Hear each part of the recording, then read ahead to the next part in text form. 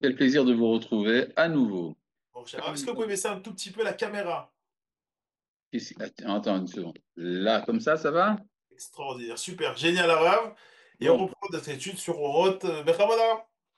merci beaucoup. Voilà, donc nous enchaînons immédiatement sur notre étude que nous avons commencée. Donc, nous allons finir d'abord le passage Nunchet que nous avons commencé la semaine dernière et qui était un passage assez ardu, mais nous sommes à peu près dans les cinq, six dernières lignes. Euh, De quoi s'agissait-il? Vous rappelez que le Rav nous parlait des déséquilibres qu'il peut y avoir parfois dans la vie spirituelle. Le déséquilibre étant que parfois chez les nations, il y a eu une sorte d'infiltration de la lumière d'Israël. Il fait évidemment allusion essentiellement au christianisme, qui peut s'ériger en rivalité d'Israël, ce qui est effectivement le cas du christianisme, et même rentrer au point même de libérer des forces obscures et malfaisantes qui deviennent de la domination politique et qui donnent également leur cachet à toutes les mauvaises tendances de l'être humain. Voilà. Donc, par contre, il dit que sur cet arrière-plan-là, c'est là qu'apparaît de manière ascendante la lumière d'Israël authentique par son retour à sa terre, son retour à sa conception, disons, pure de la divinité. Et c'est là qu'il nous amène ici, je voudrais reprendre à partir de la neuvième ligne, à partir du bas, Hamishpacha Asher. Oui, il y a écrit Ahater, mais c'est une erreur. Amishpacha Asher Yatsa Mibet Avadim Mimitzrayim Mutsapa Leor Shao Leor Olam. Cette famille qui, sortant de la maison d'esclavage de l'Égypte et qui est pleine d'espoir, d'espérance pour la lumière temporelle et la lumière éternelle, Bechirut Aneshama Bechirut Aguf, qui aspire à la libération de la Neshama et du corps. Veshavai el Mekora, Shavai el Aretz, elle revient donc à sa source, à sa terre, Shikula Markeshet Baet Kula Traya, où elle ressent entièrement que c'est là que se trouve la vertu intrinsèque de sa vie, Mistageleti le Akshava Adina, et s'adapte à une écoute délicate, Litzili Milionim, à des sons suprêmes, Baim Vetasim Olamim Gevoim Neetzalim, qui viennent et qui s'envolent depuis les hauts mondes de l'immanence, Asher Kol Chad Vechad Mekabel Mehem Kefum Shiur Adilé, de sorte que chacun reçoit ce qu'il peut en recevoir selon son appréhension personnelle. Alors bon, vous avez compris que c'est des phrases extrêmement simples, mais je vais quand même les expliquer.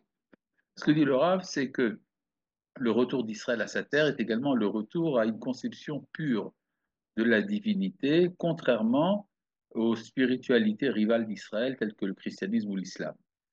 Et ce à quoi le Rav nous invite, c'est à dépasser la conception étriquée du monothéisme qui se concentre sur des concepts pour en arriver à ce qu'on appelle euh, shiura dile, la connaissance intuitive de l'infini. C'est une expression tirée du Zohar, chacun selon sa quantité. Shiur veut dire une quantité ou bien veut dire une appréciation. D'où le mot ash'ara, ash'ara qui veut dire évaluation. C'est-à-dire que, ce qui est contenu dans cette expression, c'est la critique de la conception conceptuelle de la spiritualité qu'on trouve chez les philosophes. C'est-à-dire pour les philosophes, on a réussi à être un bon philosophe quand on a fait quand on a mis ensemble, en sorte de système, un ensemble de concepts. Or, faire un ensemble de concepts n'est que réducteur. Par contre, la divinité, c'est l'infini Ensof. Donc, pour connaître la divinité, il faut avoir l'humilité de savoir que l'on a seulement des intuitions, ash'ara. Et là-dessus vient l'interprétation du Zohar sur le verset Noda Basharim Ba'ala. Son mari est connu dans les portails. Alors, c'est quoi son mari qui est connu dans les portails? C'est le mari de la collectivité d'Israël. Il s'agit donc de Dieu. Il est connu comment? Baché Harim. Alors, on a traduit par les portails, mais ça veut dire également par les intuitions. Ou Mikol Ashiurim Yachad. Et de l'ensemble de toutes ces intuitions, Yigale Hod Shalom Visiva Emet. Se manifeste alors le rayonnement de la paix et l'illumination de la vérité. Yesod ha'oneg u'milui ha'chaim, le fondement de la jouissance et de la plénitude de la vie. Ameleim avoda vechefetz idealit aor kavu abelo nedida, qui sont emplis d'un labeur et d'un désir idéal pur et permanent, sans égarement. Velo ikanef od morecha, et ton maître ne sera plus voilé. Ve'ayu einecha ro'ot et morecha, et tes yeux verront ton maître. Le maître ici, il s'agit de Dieu. C'est-à-dire que viendra un temps où tous les voiles qui nous empêchent d'appréhender la divinité dans sa pureté, tous ces voiles disparaîtront et donc il y aura une connaissance claire et véritable de la divinité. Là continue le verset d'Isaïe, tout ça ce sont des versets d'Isaïe qui se suivent l'un l'autre. Et alors ton troupeau broutera en ce jour d'un gazon élargi. Ce qui veut dire le troupeau en question, il s'agit des hommes. Les hommes qui sont le troupeau du prophète. Oui, le Rav Yoel traduit aussi souvent shiurim par des limites. Comment relier ces deux traductions? Oui, effectivement, ce sont deux interprétations de la même racine. Que faire? L'hébreu est parfois riche d'interprétations différentes. Par exemple, c'est comme le mot panim. Panim qui veut dire le visage, qui peut vouloir dire également pénim, l'intérieur. Donc, vous voyez bien que souvent, les mots en hébreu ont un double sens, parfois deux significations opposées.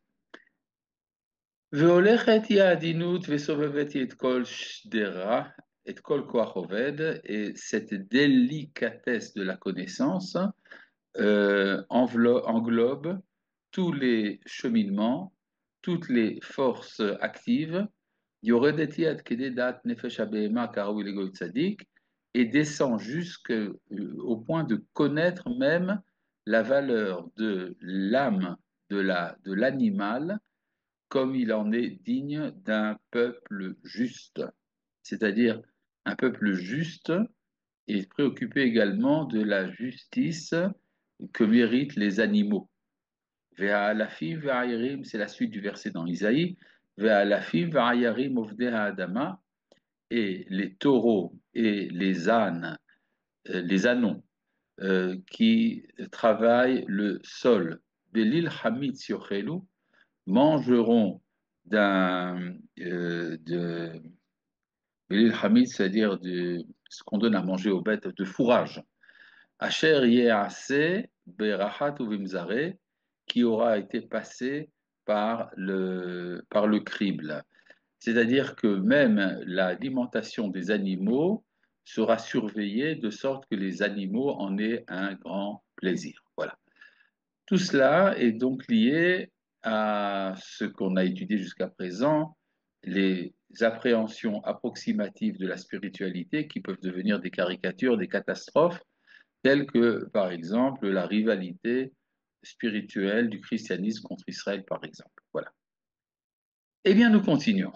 Voilà. Les passages que nous lisons maintenant, Nun-Tet et les suivants, sont une invitation à une étude approfondie des secrets de la Torah, qu'on appelle Torah Tanistar, la partie secrète ou ésotérique, si vous voulez. Ça veut dire que pour le Rav Kook, étant donné que le retour d'Israël à sa terre n'est pas simplement un déplacement géographique, une émigration, mais est également une ascension spirituelle, alors cette ascension spirituelle a besoin d'une adaptation. Comment s'adapter à cette ascension spirituelle? Il faut pour cela la partie secrète de la Torah. Je vous ai rappelé qu'une fois, je rappelle un dialogue que j'ai eu avec un rabbin de France. à qui j'ai demandé qu'est-ce qu'il pensait de la Aliyah. A dit la Aliyah, c'est très important, mais il faut que la Aliyah soit aussi une Aliyah spirituelle. C'est à quoi je lui ai expliqué, je lui ai répondu que la Aliyah est en soi une Aliyah spirituelle. C'est-à-dire quand on revient à soi-même, il y a par la force des choses quelque chose qui se passe dans notre être à notre insu. Souvent, on voit que des gens qui sont depuis longtemps en Israël ont, ont traversé un changement intérieur de leur personnalité sans le savoir. Et ils ne sont plus ce qu'ils étaient quand ils étaient encore en Gola. Et donc, je reviens donc à l'idée du Rav Kook, le Nistar, la partie secrète de la Torah, permet de s'adapter, de devenir apte à un développement de l'être d'Israël, de l'être spirituel d'Israël, et donc il est important que ceux qui en sont capables s'adonnent à l'étude de la Kabbale. Là, je reviens ici au texte. Hanistar, la partie secrète de la Torah, soit dit en passant, Yenatseach et haolam bechofshiyuto, vaincra le monde. Alors là, le mot Lenatseach a besoin d'être expliqué parce que Nitzachon, victoire, ça peut vouloir dire donc la soumission d'un opposant. Or, le Nistar n'est pas en opposition avec le monde. Il lui donne sa valeur d'éternité. Netzach, en hébreu, veut dire non seulement victoire, mais veut dire également éternité. Il y a donc une différence entre un monde dans lequel les secrets de la Torah ne sont pas révélés, qui reste un monde éphémère. Par contre, quand le nistar, quand la partie secrète se mêle au monde, le monde prend une valeur d'éternité. Donc, il y a ça également dans le mot yenatseach, c'est à double sens. Un nistar yenatseach et haolam, le nistar vaincra le monde, be chofshiyuto, par sa, par sa liberté. C'est-à-dire, il y a dans la pensée kabbalistique une grande audace qu'on ne trouve pas, par exemple, dans le Shulchan Aruch. Le Shulchan Aruch vous dit, ça c'est permis, ça c'est interdit, point.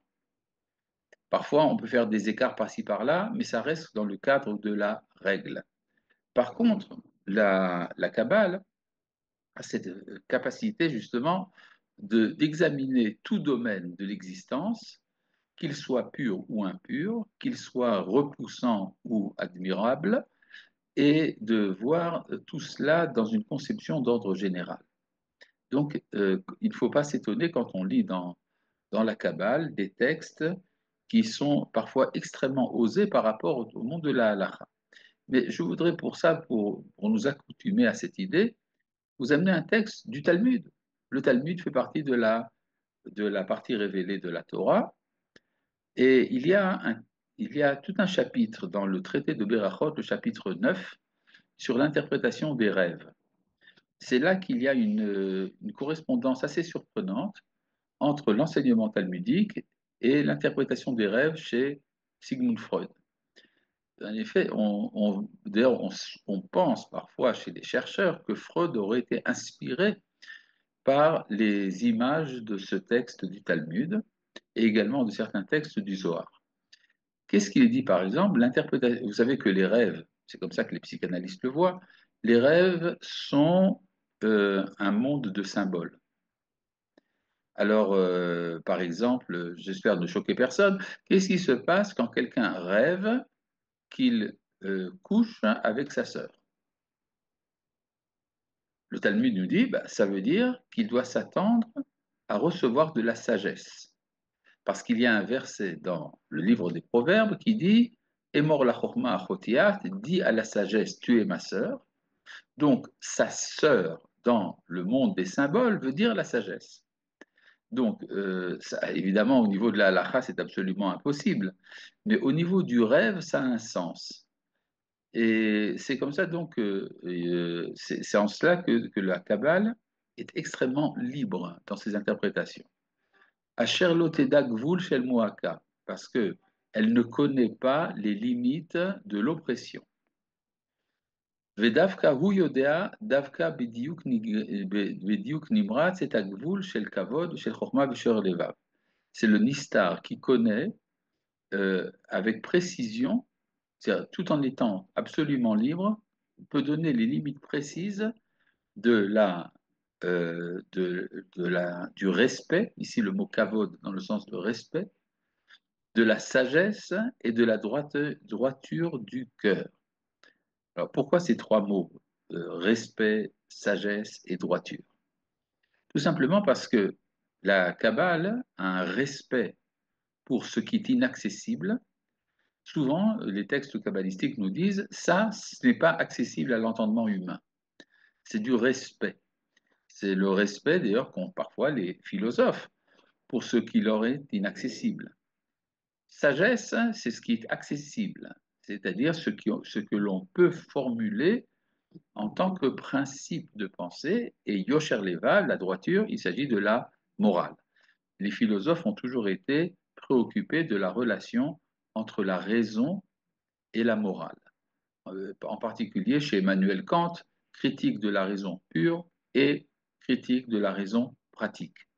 Eh bien, le Nistar, cette partie cachée de la Torah, a cette capacité de mettre les limites précises entre le respect à l'inaccessible, la sagesse accessible et Yosher Levav, la morale.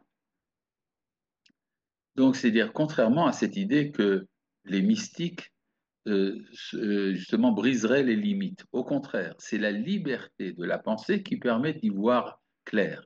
Si vous entrez dans une chambre complètement chamboulée, mais que vous allumez la lumière, alors vous pouvez voir les détails. Et la Kabbale nous donne justement cette lumière d'ordre général qui nous permet de rentrer dans le détail.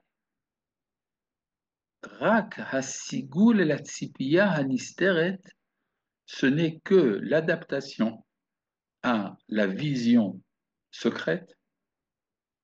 Modia el haenoshut eterka veterech hatevel, c'est cela seulement qui peut enseigner à l'humanité sa valeur et la valeur du monde. C'est-à-dire, quand je vois à travers cette étude le rapport qu'il y a entre l'homme en tant qu'individu ou en tant que collectivité et le cosmos dans le sens le plus large du terme, c'est là que je comprends la valeur de l'humain.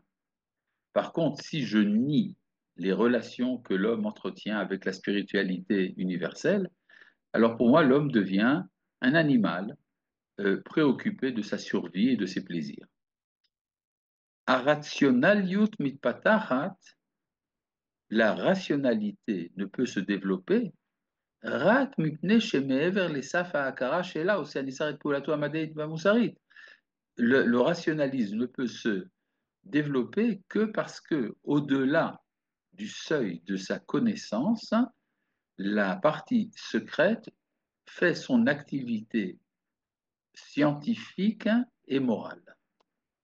C'est-à-dire, la rationalité connaît ses limites, et il y a ce qui est au-delà des limites. Ce qui est au-delà des limites n'est pas accessible par le rationnel, mais est accessible par la prophétie et par le résidu de la prophétie qui est la science cachée de la Torah.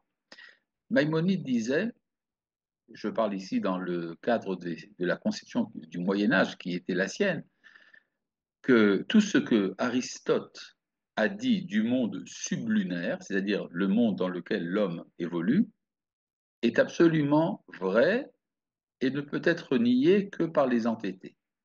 Mais tout ce que Aristote a dit pour les sphères au-delà de la sphère de la Lune, tout cela n'est qu'une appréciation douteuse, mais qui peut être complétée par les enseignements des prophètes.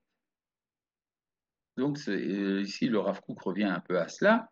La rationalité n'est possible que parce qu'elle est enveloppée au-delà de ses limites par une science qui est au-delà des limites. Mezouyefet hiya hanacha ha'amonit. Elle est fausse, cette idée préconçue de la multitude. She'anistar me'acher et amada abahir ve'tabikoret amduyeket, comme quoi le secret, la mystique, troublerait la sagesse claire et la critique précise. C'est-à-dire, souvent on se dit, oui, les mystiques ne réfléchissent pas, ils remettent en question les limites de la pensée, etc.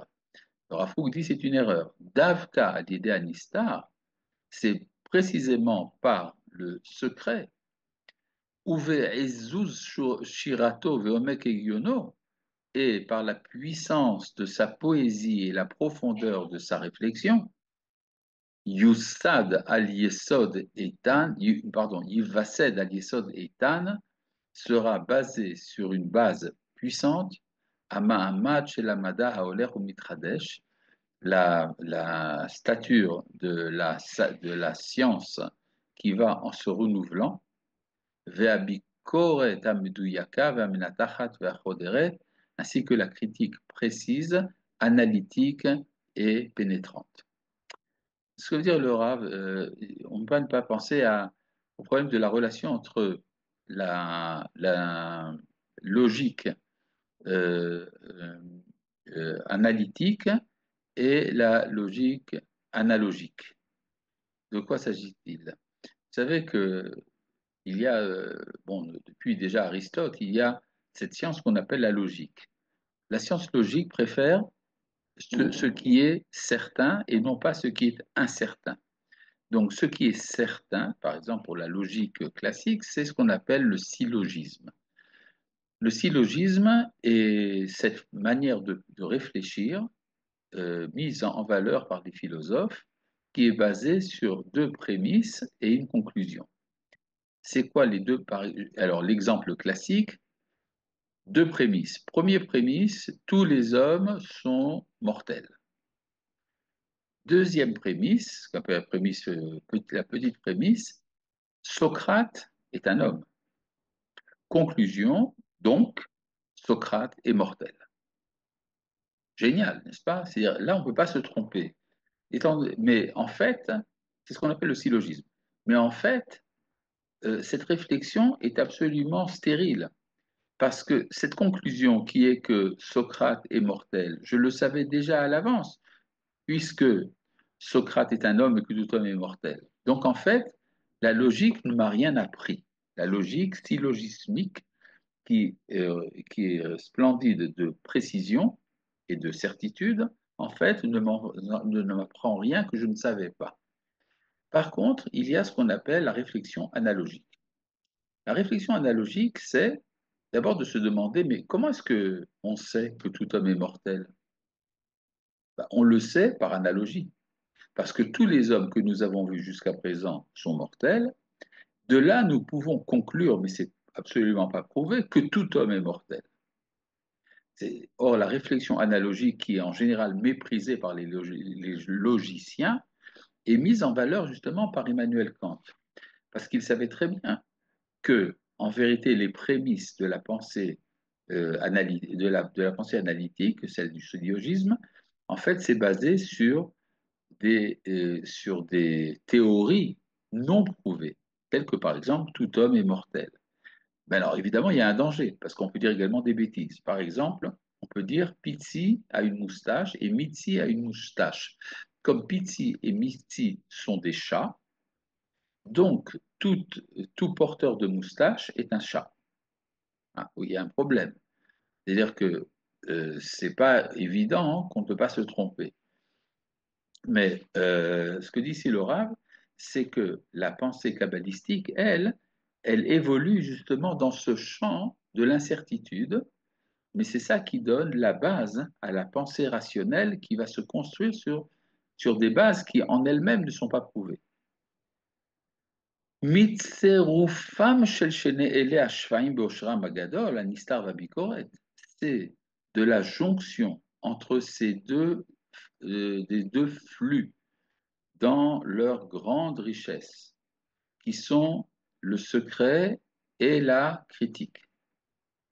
Yibane, Yesod Haetan Asher Laor Elohi Haelyon, c'est là que peut se construire la base puissante qui permet.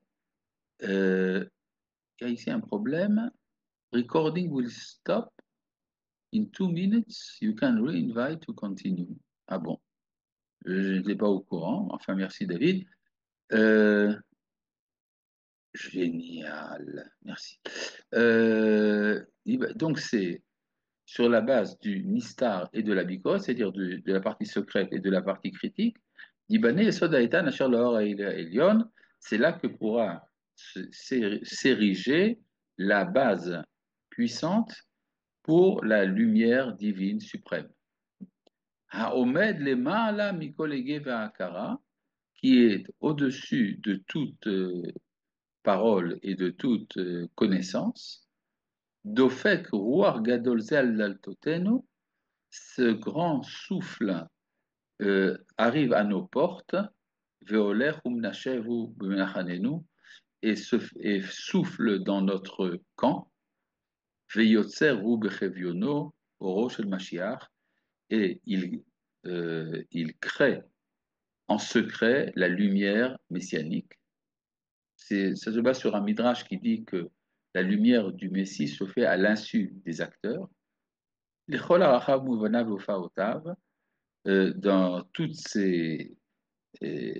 dans toutes ces valeurs, ces compréhensions, ces manifestations, Vuiten Koach Gadol V'chidush Neshama Israël, il donnera une force nouvelle et un renouvellement de l'âme d'Israël, la Shuv Le'atzmi Keren Yeshua, pour revenir à faire croître la renommée de la délivrance, ou l'inata od al admat kodesh ki me'olam, et se replanter sur la terre sainte, comme depuis l'Antiquité, berochav da'at ou vitruna chushit mikorit, avec une envergure de pensée et un caractère de liberté originelle, Arouya Liot Mukeret Nikolafse Tevel et Chavot Tiferet, qui mérite d'être connu dans tous les confins de la terre, en gloire et splendeur, Ligol Retsutse Galuyot Ashuke Mishpat,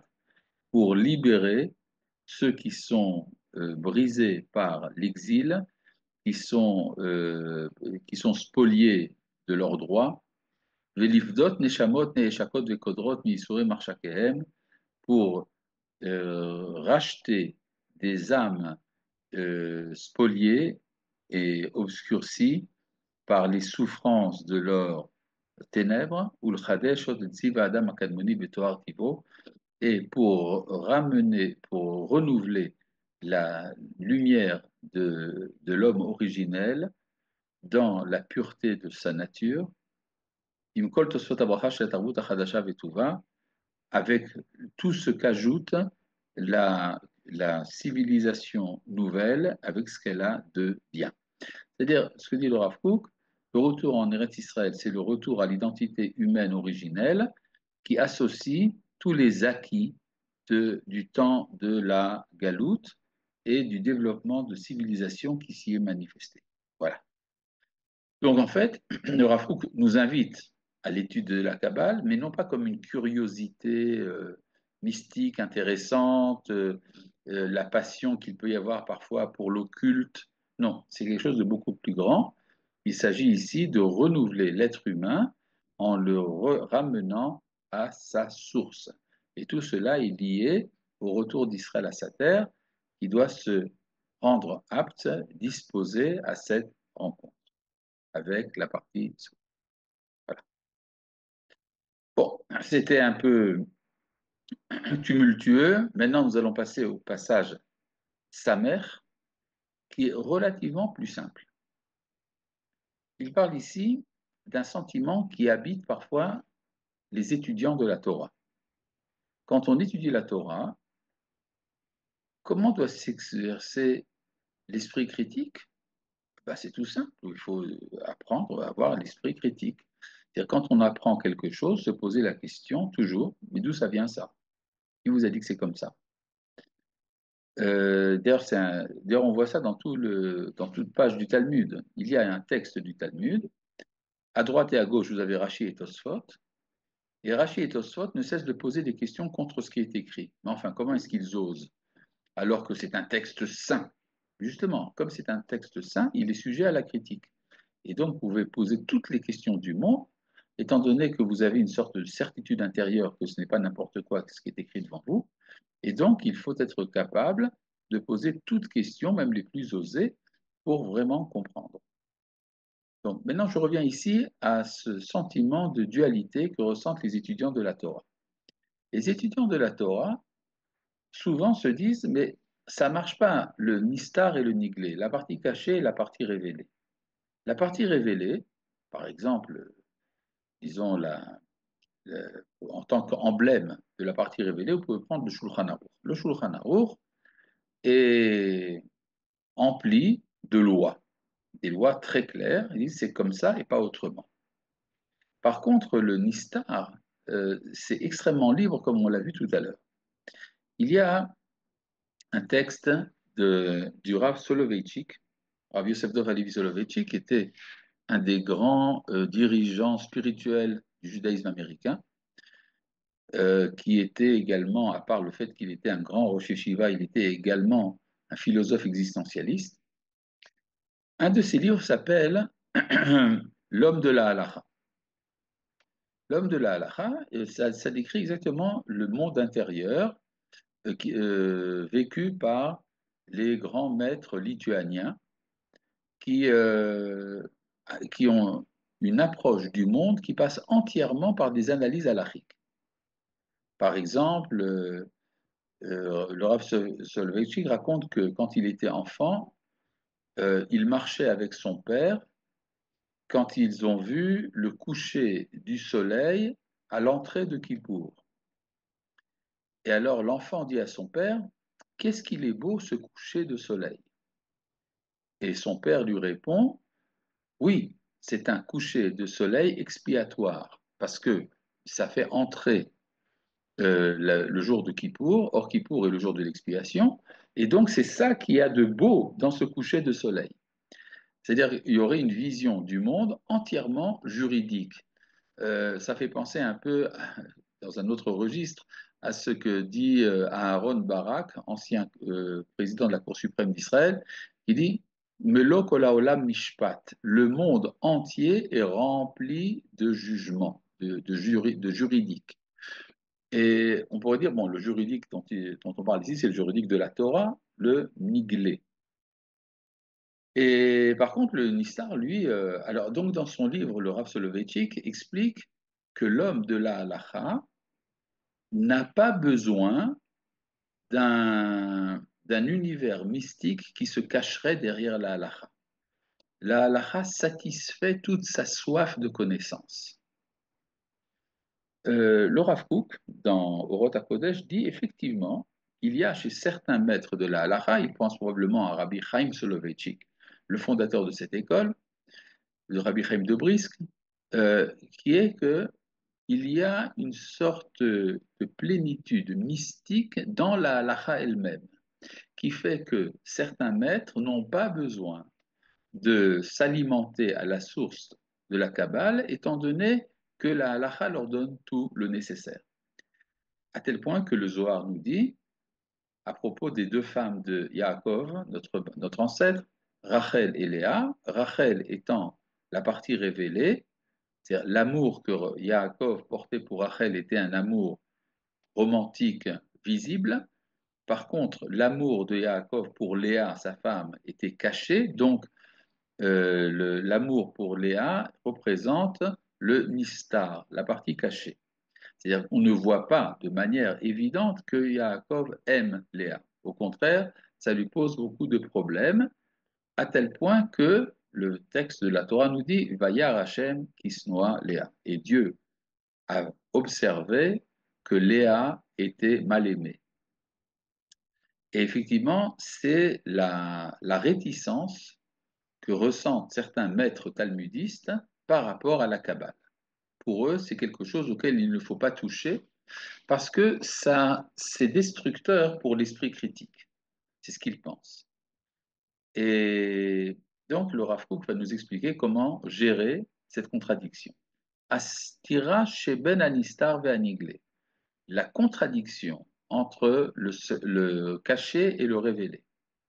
Ba tamid bichesron hashlama shel shnei yesodot vient du fait du manque de perfectionnement de ces deux fondements. Aniglé ametzumtzam bigvula, la partie révélée, restreinte dans ses frontières.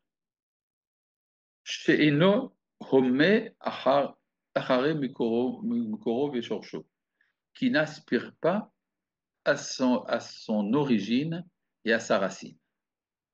Yahush eze sin'a elanistar va ressentir une certaine animosité, une haine pourrait-on dire, mais je pense que animosité est plus claire, une animosité contre le caché. Chez Nochafet Sadatim Gul, parce que le caché ne veut pas connaître les réductions et les frontières. Alors ça vient d'où? Ça vient du fait que souvent les étudiants de la Kabbale refusent de se concentrer sur les limites imposées par la halakha. Et ça vient d'une aspiration mystique qui est encore pas mûre, est prématurée.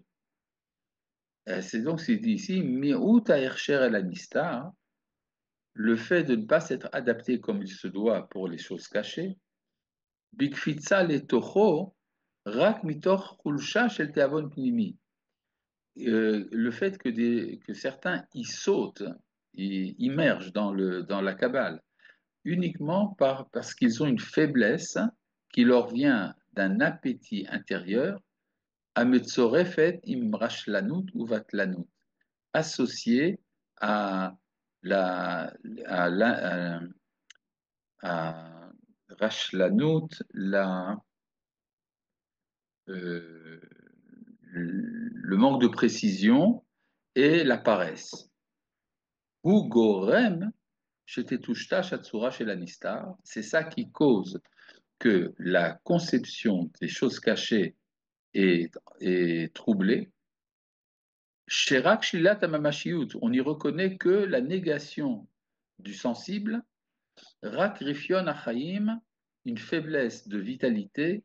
Vechoser akisharon, et l'incapacité litpos et haolam achai de concevoir le monde vivant, et ma'asav tenuotav, ses activités, ses mouvements, alilotav uzramav amiximim, ses aventures et ses courants merveilleux, mêlés à Hod Vagvoura, remplis de splendeur et de vaillance, c'est-à-dire l'incapacité parfois du mystique de se relier à tout ce qu'il y a de beau dans le monde révélé, ou à Gorem Ishikwa Bomek Anistar, l'Amrot Resron Achana, c'est cela qui engendre l'enracinement dans les profondeurs des secrets, même sans être préparé. C'est-à-dire, en fait, ce que dit le Rav Kook, il dit le Nistar est conçu souvent par les hommes de Halacha, par ces hommes de Niglé, comme étant une sorte de trouble du psychisme, et donc on refuse la Kabbale parce que elle semble s'opposer à la logique formelle. Aval lose veze yitached, mais ni l'un ni l'autre ne peuvent tenir. Lo betzad echad shel hamatbea olamit v'atoranit et vous ce soit chaim. Ce n'est pas par un seul des aspects universelle de la Torah que se basera la vie, que s'établira la vie. Anistar, Garino Mukhan. Le Nistar, dans son noyau, est déjà prêt. Avaler la mais il ne peut passer de la puissance à l'acte de manière réussie qu'après qu'on se soit entièrement préparé par le niglé, par la partie révélée. Alors bon, c'est de quoi il s'agit. Il y a un texte de Maïmonide qui dit on ne peut s'occuper des secrets de la Torah que lorsqu'on on s'est d'abord acquitté de la connaissance de la loi, des mitzvot. Et il emploie là-bas une belle image. Il dit on ne peut se promener dans le verger que lorsqu'on a d'abord rempli son ventre de viande et de vin. C'est-à-dire la promenade ici, c'est l'image donc des secrets de la Torah, n'est utile, n'est efficace que lorsqu'on a d'abord bien mangé. Et après avoir bien mangé, donc s'être acquitté de la connaissance de ce qui est permis et interdit, et c'est à partir de là qu'on peut se promener, faire sa promenade dans le verger des connaissances secrètes. Et donc, milou yakeres belechem basar v'yain. Le fait de s'être rempli d'abord dans son ventre de pain, de viande et de vin, mukhrach liot kodem latiul bapardes, doit nécessairement venir avant de se promener dans le jardin. Ou milouï keresze. Alors maintenant, c'est quoi se remplir le ventre? Alors on peut se dire, savoir étudier le Talmud de Babylone, le Talmud de Jérusalem, et le Shulchan Aruch, et toute la littérature rabbinique, et alors on pourrait rentrer dans la Kabbale. Le Rav Kook n'est pas d'accord. Il dit il faut beaucoup plus que ça. Il ne suffit pas de s'être rempli de l'étude de la Torah, il faut être rempli du monde entier. Umilui kereze bemuvano amale vea kolel. Ah, il y a ici une petite remarque. C'est grâce. Attendez, on y arrive. Euh, c'est grâce aux troubles que nous agrandissons notre désir de connaissance. Oui, sans aucun doute. Mais il faut pour ça donner donc les limites aux troubles et donner également sa forme systématique à ce qui est purement une intuition. C'est intéressant, vous savez qu'il y a une différence entre Kabbalah et Chokhmat Kabbalah. Kabbalah, ça veut dire recevoir. Et donc, de ce point de vue-là, ça présente l'aptitude qui nous est restée de nos ancêtres les prophètes, dans notre âme à nous, l'aptitude à recevoir. Mais il y a également Chokhmat Kabbalah, la mise en système de ces intuitions, et c'est ça qu'étudient les kabbalistes. Donc, Milui Keres, Milui Keres Bemuvano Amale, et le fait de se remplir le ventre dans le sens le plus entier, Kolel Bikirbo Gam Kenet Mada Haolam Ve'achaim, implique également la connaissance de la sagesse du monde et de la vie. Ve'et Haistaglut Amusarit Amidatit, ainsi que l'adaptation morale et de caractère. Et Gevurat Aratzon, la vaillance de la volonté. Vetakarat Erech Adam, la connaissance de la valeur de l'homme. Vetkol Hatov Hanae Vamesudar Shebamitziut, et tout ce qu'il y a de bien, beau et organisé dans la réalité. Abba Mitor Chinuch Tov, qui a son origine dans une bonne éducation, Vehagun, et honnête, l'Echol Tzedadav, dans tous ses aspects. Amitztaref el kol amitorer lechaim ou le rananout mikol tzadupanim, et qui s'associe à tout ce qui s'éveille à la vie et à la fraîcheur sous tout aspect, Ba'adam dans l'être humain, dans l'humanité, Uvauma dans la nation, Israël, Basifrut ou Vachaim dans la littérature et dans la vie, Bachol dans le profane, Vakodesh dans ce qui est saint, ou Vekodesh Akodashim et dans ce qui est saint des saints. Tviat Anistar, Shemit Maled Bevoïta, lorsque l'aspiration au secret, quand elle est assouvie au moment propice, Hitvia Etana est une exigence puissante. Shimivia Etamila Goelet, qui engendre le mot rédempteur. C'est quoi le mot rédempteur? Vous connaissez la fête de Pessah? Pessah veut dire Pessah, c'est quand la bouche s'ouvre, quand la bouche parle.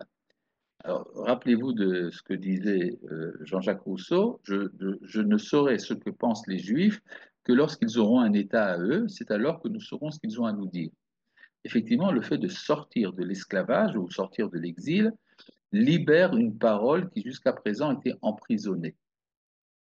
Alors, ce qu'il dit ici le Rav, c'est que lorsque l'exigence des secrets de la Torah arrive au moment propice, quand c'est véritablement mûr, quand on sait, quand on a pris pour base l'appartenance à l'ensemble des connaissances du monde, c'est là que se libère le mot rédempteur.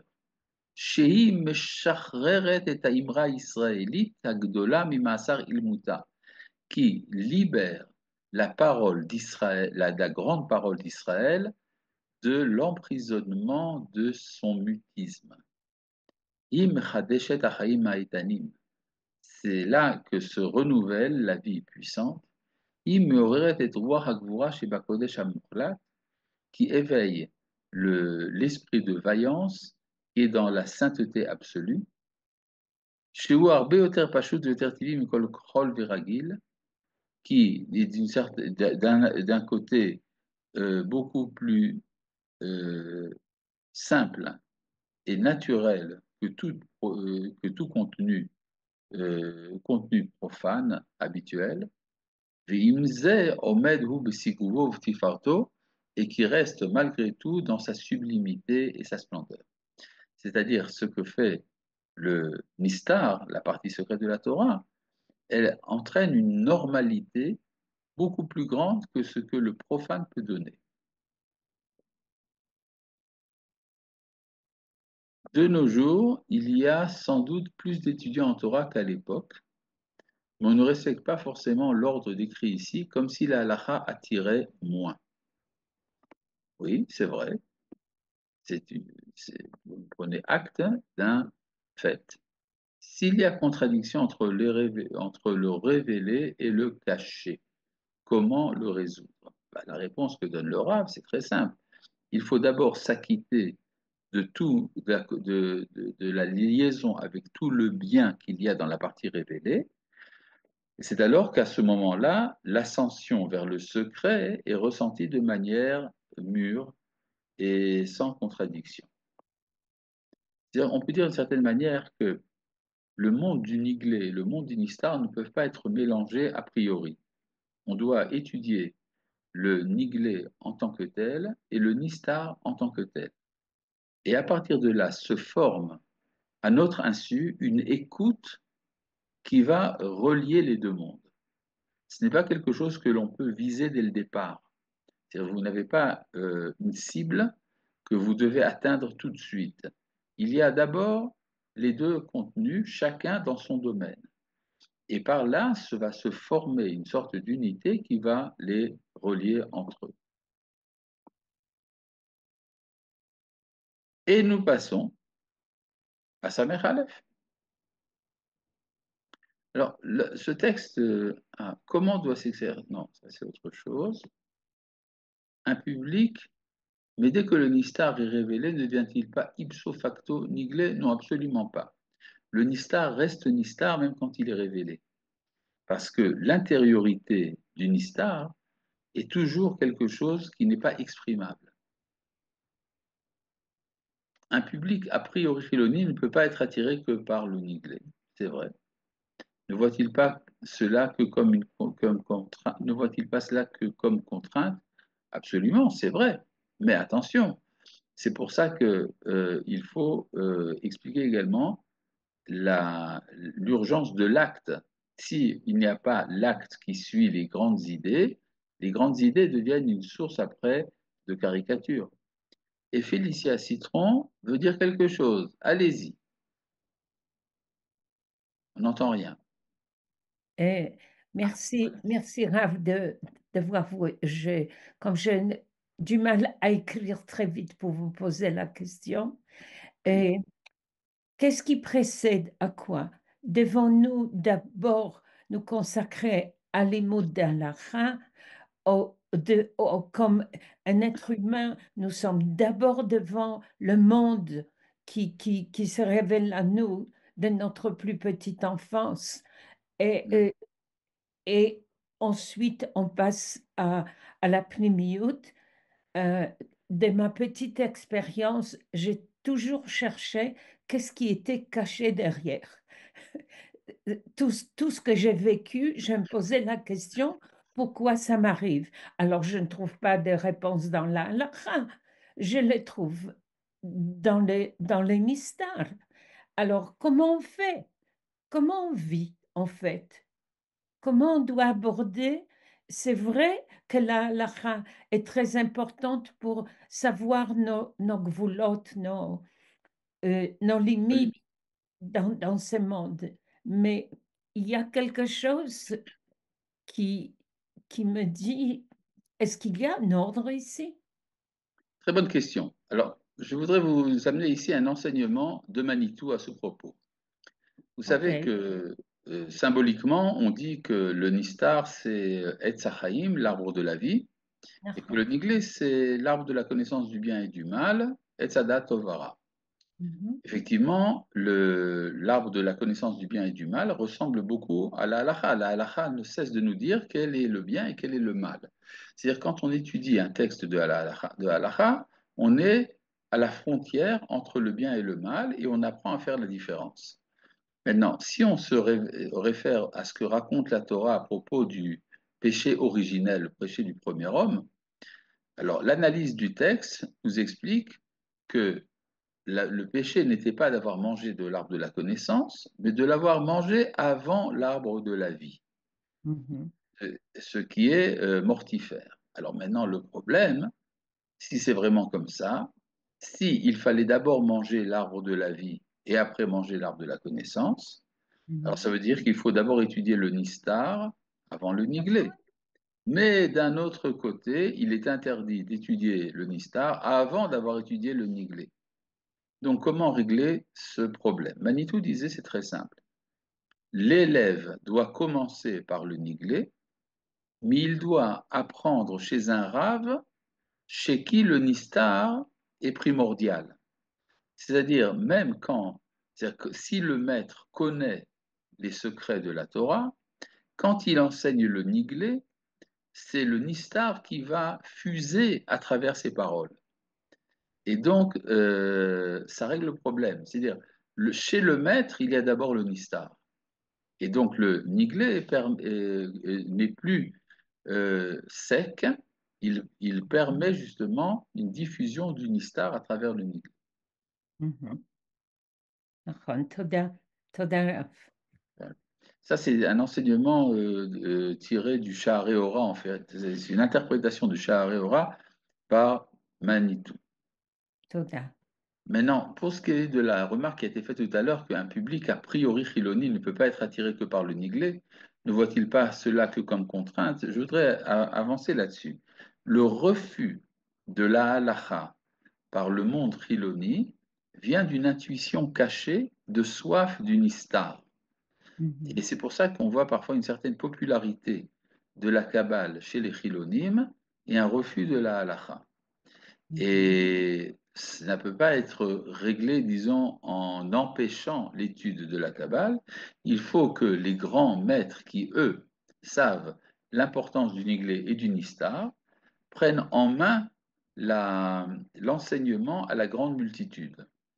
Et ça ne passe pas forcément par des distributions de gadgets, qu'on voit parfois le gadget kabbalistique, qui est considéré comme une ségoula ou quelque chose de ce genre. Non, il faut s'y mettre, hein, il faut se mettre au niveau sérieux de ce que représentent les grands secrets de la Kabbale, qui demandent un approfondissement réel qui permet d'illuminer l'ensemble des connaissances que l'on a appris dans le Niglé. Le Niglé étant également toutes les connaissances du monde, pas seulement la Torah. Y a-t-il encore des questions? Pour l'instant, non. Ah, ce qui nous réunit ici le dimanche, c'est le Nistar, d'où Oroth Vekelim. Ah, comme ça c'est, on voit tout de suite la satisfaction de David Altar sur son visage rayonnant. Oui, bon, chapitre Samech Aleph est une sorte de, disons, de texte visionnaire. Vous savez que parfois le Rav Kook a une sorte d'illumination mystique et il le met par écrit. Alors, c'est pas forcément une vision des lumières et des choses de ce genre, mais le Rav Kook ici exprime le sentiment qu'il a du fait que la Torah est en pleine évolution. C'est-à-dire, elle est en évolution dans le sens que elle se révèle à travers sa personne, entre autres, à la génération de la Géoula.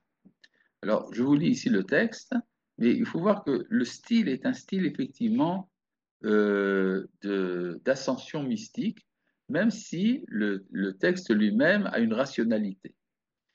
Chemdat Torah mishtalhevet bakara pnimit, le désir de la Torah s'enflamme par une connaissance intérieure. Matril Adam lachouch et ha'erig gadol shel kol ot unkuda, l'homme commence à ressentir le grand tissage de chaque lettre et de chaque point. Chez Kol Rayon Vetochen, chez Kol Idia Usvara, que toute idée et tout contenu, toute connaissance et toute appréhension, chez le Kol Nidruchani, de tout mouvement spirituel, chez le Kol Zazua, de tout ébranlement, Sichli Vergeshi, intellectuel ou émotionnel, Mikarov ou Klali, Adrachok ou Vrati, que ce soit de quelque chose de proche et global jusqu'à quelque chose de loin et individuel, Midvarim Atzilim Uchanim Musarim, depuis les choses suprêmes, spirituelles et morales, Alpi Apartsufiyut Aguluya Shelahem, selon la révélation de visage qu'il y a en elle, Advarim Maasim Chomrim Choviim, jusqu'aux actes pratiques, matériels et obligatoires, c'est-à-dire la halacha, Irim Kemetileima ou Machichim, qui parfois sont effrayants et contraignants, Veimze Mesubachim ou Leinyan Vatracha Sichlit Gdola, et qui aussi sont mêlés à un effort intellectuel de grande envergure, Kulam Yachad, tout cela ensemble, Mukarim et Be'akarat Kodesh Elona, sont connus dans un ensemble, comme une connaissance de sainteté suprême. C'est-à-dire ce que dit le Rav Kook quand on a étudié tout. Alors, on peut voir finalement que tout se transforme en une image. Shetmimut haimuna shebechibat haTorah hi motza et romut amita ugdolat shirata, c'est qui est associé à l'intégrité de la Emouna avec l'amour de la Torah, révèle la hauteur de sa vérité et la grandeur de sa poésie, l'idvarim chaim v'kayamim, comme étant des choses vivantes et réelles, chez Shikfe chaim azizim melech emdas sodifa, que des courants de vie puissants, remplis d'aspiration, de joie et de lumière, Ovrim Bahem ou Malim Otam, les traversent et les remplissent, ou Metek En Ketz Murgash Chechaoge, et une douceur infinie est ressentie dans le palais de celui qui l'étudie. Il a même pour ça un verset, Vechiker Keyen Atov, Olech Ledodi Le Mesharim, Dovev Sifte Yeshenim, ton palais est comme un bon vin qui va à mon bien-aimé directement et qui fait parler les lèvres des endormis. Mayafit ou manam tava batan dim, comme tu es belle, comme tu es agréable, l'amitié dans le délice. Mefaemet yachiba ou mitradesheti. Ce chérissement bat son plein et se renouvelle. Galé gali momim, des vagues apparaissent. Hamon kinorot udvalim, une, une grande multitude de lyres et toutes sortes d'instruments de musique. Manimim noirciar sodam font entendre le délice de leur discours secret. Mais Omek Nishmat Haouma, depuis les profondeurs de la Neshama de la nation, Meromut Nishmat Adam Amirakza Bikirba, de hauteur de l'âme de l'humanité qui s'y concentre, Merochav Nishmat Kol Hayekum, depuis les étendues de la Neshama du cosmos tout entier. C'est-à-dire, vous voyez que ici le Rav passe en cercle concentrique de l'individu à la nation, à l'humanité et au cosmos tout entier. Kol Hayesh Binkudat Tzion Apinimit, tout être qui est concentré dans le point, dans la convergence de Tzion intérieur, Mekorata Anu, Meshulal Kol Tochen Vetoar Gudar, qui est libéré de tout contenu limitatif. Misham, Minakol, c'est de là-bas, de tout. Ome, Vesoer, Amon, Galgale, Chaim, Roachim, Amtikim, Sotsiar Kodesh, va en aspiration tumultueuse, une multitude de rouages de vie bruyants qui nous font rencontrer les secrets du discours de sainteté. À Torah Midgala Ba'adar Ifrata, c'est alors que la Torah se manifeste dans la splendeur de sa lumière. Nishmat Haouma Chayev Amkurit Arana Ve'ashira Neshama Romemat Haruach, l'âme de la nation vivante et originelle, dans sa fraîcheur et sa richesse. Aneshama Romemat Haruach, cette Neshama dont l'esprit est élevé, Revuyat Eden, sevré de délices. Inehi Mutsaga Lefanenu Bishav Tzivei Yifat Chemdata nous apparaît devant nous dans l'ensemble des lumières de sa jouissance, Argala Nafshi, et mon âme y aspire. Libi Ufsari Ranenu El Chai, mon cœur et ma chair chantent envers le Dieu vivant, Kemochelev Adeshen Tisba Nafshi, Isipte Renanot Yalelpi. C'est un verset de Teilim qui dit c'est comme par le gras et l'humus que ça se rassasie mon âme et que ma bouche donne des lèvres de louange. Non, qu'est-ce qu'il en est de la suite?